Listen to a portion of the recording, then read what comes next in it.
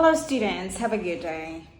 So since we're done talking about how does the sound travel, how does the sound travel again, everybody?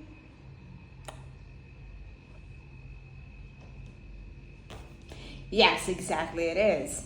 Molecules have the sound to travel using vibrations. So since we have already talked also about the artificial sound and also the natural sound. So this is an example of an artificial sound. It means it is a man-made sound. So an example is a piano. So I'm going to be teaching you what is the difference between the low pitch and the high pitch. Okay? Low pitch. This is an example of a low pitch.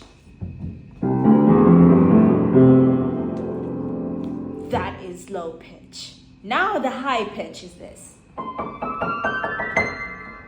That is the high pitch. So one more time. Low pitch. Again, please. What is that? Low pitch or high pitch?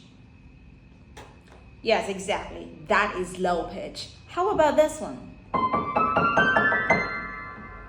What is that again? Low pitch or high pitch? Perfect. That was high pitch. So here we have